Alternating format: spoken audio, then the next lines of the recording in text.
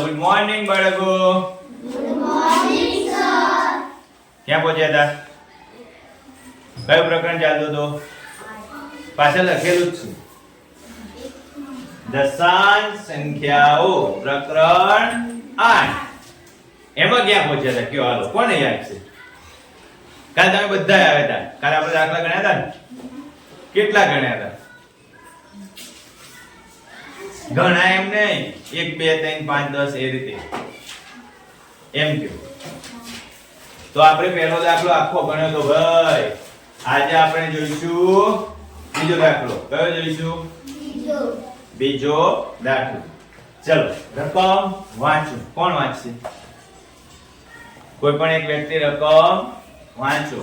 વાંચવું પડે યાર. રાજુ. બીજા નંબરનો દાખલો. રકમમાં રસીદે ગણિતની ચોપડી માટે 35.75 અને વિજ્ઞાનની ચોપડી માટે 32.60 રૂપિયા ખર્ચ્યા. તો રસીદે દ્વારા ખર્ચવામાં આવેલી કુલ રકમ જો ભાઈ સીધું જ ગણતરી કરી નાખી આપણે ફટફટ. ગણિતની ચોપડી લેવા માટે એને કેટલા ખર્ચ્યા ભાઈ? ગણિતની ચોપડી લેવા માટે એને રૂપિયા 35.75. ગણિત અને વિજ્ઞાનની ચોપડી લેવી પડે ને કાજલબેન?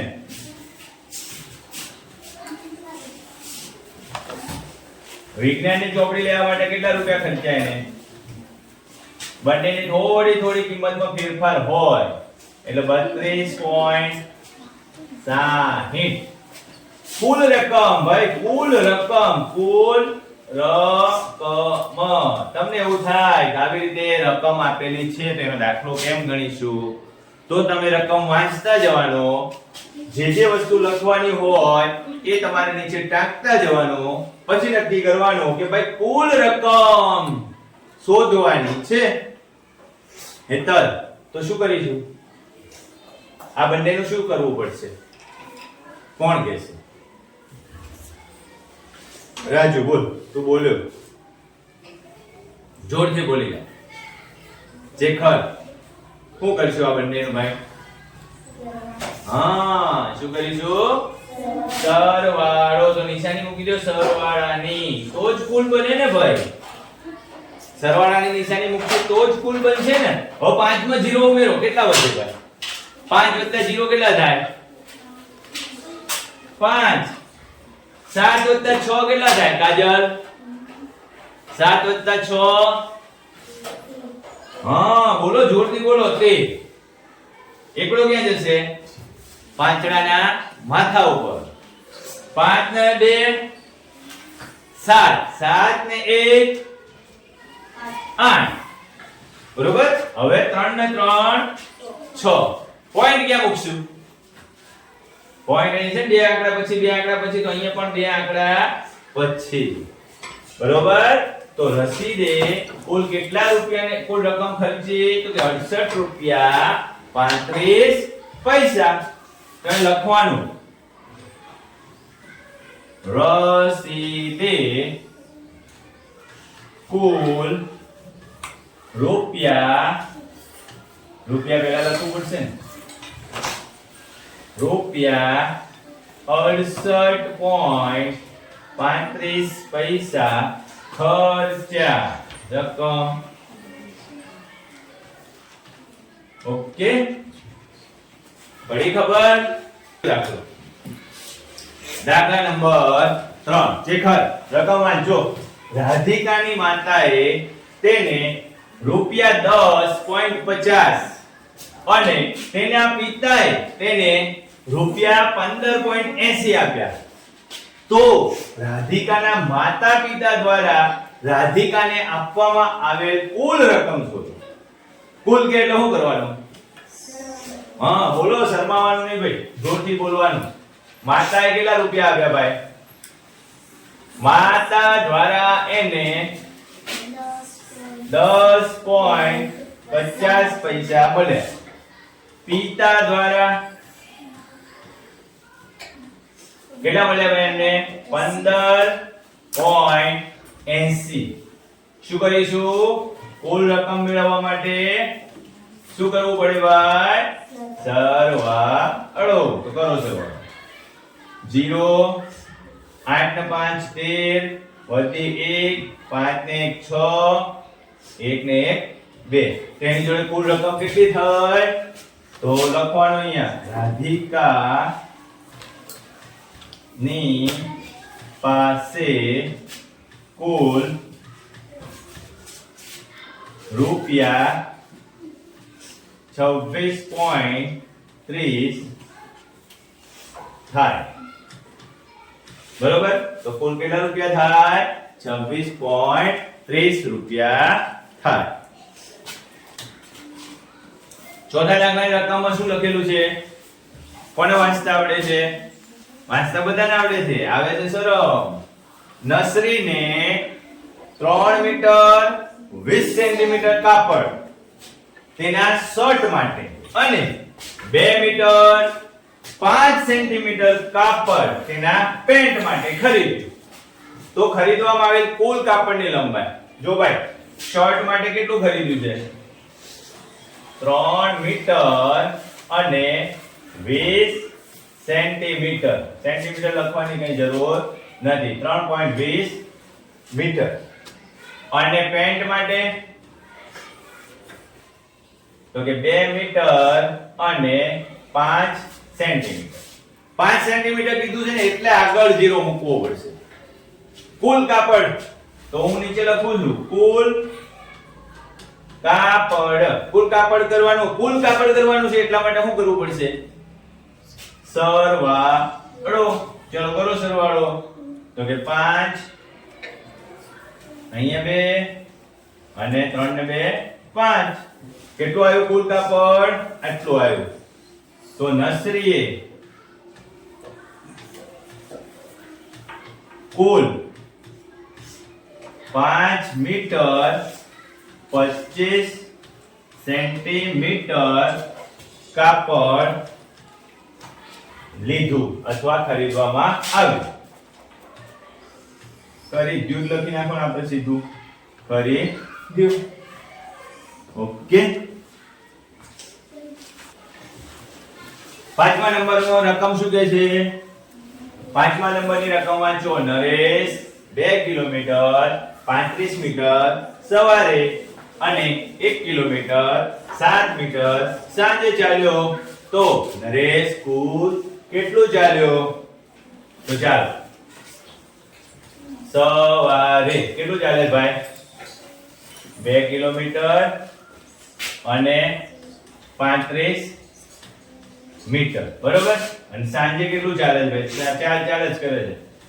સાંજે 1 કિલોમીટર અને 7 મીટર. આ રીતે લખવાની ટેવ પાડજો ભાઈ. અહીંયા 35 છે અને 7 છે. એટલે 35 અને 7 નો સરવાળો કરવાનો થાય ને ત્યારે તમારે સમજવાનું છે કે 7 ની આગળ 0 મૂકવા પડશે. બરોબર? હું સીધો સરવાળો કરું છું. કુલ અંતર કેટલું થશે? તો કે 5 ને 7 12 નો બગડો વધી આવી 1 એટલે 3 ને 1 4 અને અહીંયા કેટલું થશે? 3 એટલે 3 કિલોમીટર 42 મીટર. બરોબર? નરેશ સવાર અને સાંજ મળીને કુલ કેટલું અંતર ચાલે છે?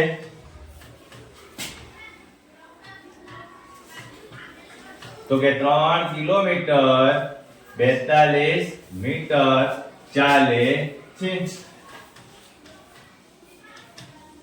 કિલોમીટર લખજો પાછા. અહીં મેં ભલે ના લખ્યું હોય તમે લખજો આ રીતે. 3 કિલોમીટર 42 મીટર અંતર ચાલે છે.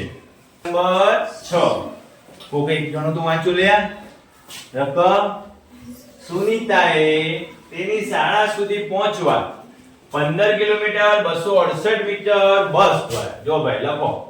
બસ દ્વારા કેટલું અંતર કાપ્યું એને? 15 કિલોમીટર અને 268 મીટર. પછી 7 કિલોમીટર અને 7 મીટર કાર દ્વારા. કાર 7 કિલોમીટર કે છે ભાઈ, એટલે આપણે 0 અને 7 કિલોમીટર લખીશું.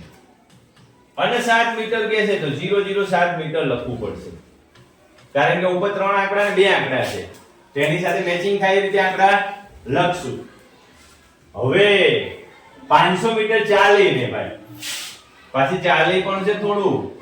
કેટલું ચાલી છે તો કે 500 મીટર, તો કિલોમીટરમાં શું આવી જશે? 0 કિલોમીટર. હવે કરો ચલો સરવાળો. કોણ કહેશે જવાબ? કરી ગયો મને. શાળાએથી ઘર સુધી ઘર કેટલું દૂર છે, અથવા તો કુલ મુસાફરી. તો હાલો કુલ મુસાફરી કેટલી કરીએ એની કુલ મુસાફરી? ચાલો 8 ને 7 15 વિધિ 1, 6 ને 1 7 વિધિ ના આવે, 5 ને 2 7 અહીંયા 7 ને 5 ને 7 12 વિધિ 1 1 ને 1 2, તો 22 કિલોમીટર 775 મીટર શાળા એક ઘરથી દૂર છે.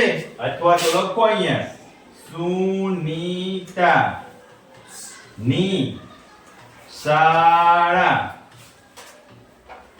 22 કિલોમીટર 775 મીટર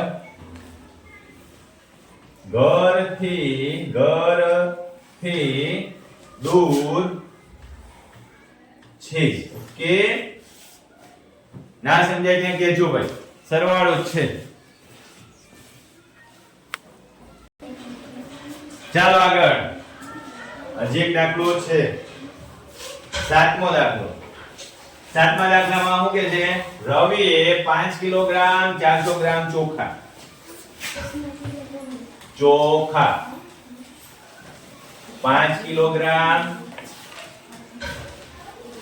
400 ગ્રામ ખાંડ, બીજો શબ્દ અહીંયા ખાંડ છે ને, 2 કિલોગ્રામ 20 ગ્રામ છે, એટલે આમ લખીશું 20, આગળ 0 મૂકવાનો છે, બરોબર ભાઈ. અને લોટ જેનો હોય એનો લોટ 10 કિલોગ્રામ અને 850 ગ્રામ મેળ કરી લીધું છે, ખરીદ્યું. તો ખરીદેલ વજન કુલ વસ્તુનું કુલ વજન ભાઈ, કુલ વજન કીધું એટલે શું કરવાનું? હે હવે તો જવાબ આપો. હા સરવાળો કોનો? આ બધાનો કરીએ. ચલો 0 0 0 5 ને 2 7 8 ને 4 12. જોજો ભાઈ આ એકડો વધારે નો આવ્યો. હવે વિચારો. હવે અહીં ધ્યાન રાખો ભાઈ, લખવાનો ટાઈમ આપીશ. અહીંયા ધ્યાન રાખો, અહીંયા એકડો વધારે આવ્યો ને, એકડો 12 છે ને, એ વધી ક્યાં મૂકવાની? આગળ. ક્યાં? ઉપર. કઈ જગ્યાએ? પાંચડા ઉપર. એટલે આ એકડો જશે સીધો પાંચડા ઉપર. એકડો ક્યાં જતો રહેશે?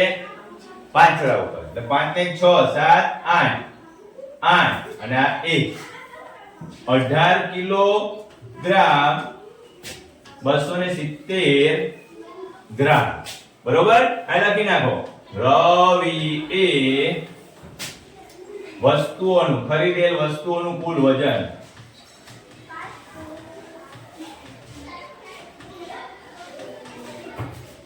કેટલું થાય ભાઈ? કુલ વજન કેટલું છે? 18 કિલોગ્રામ અને 270 ગ્રામ છે. સમજાઈ ગયું? ઓકે, આટલા સુધી રાખીએ.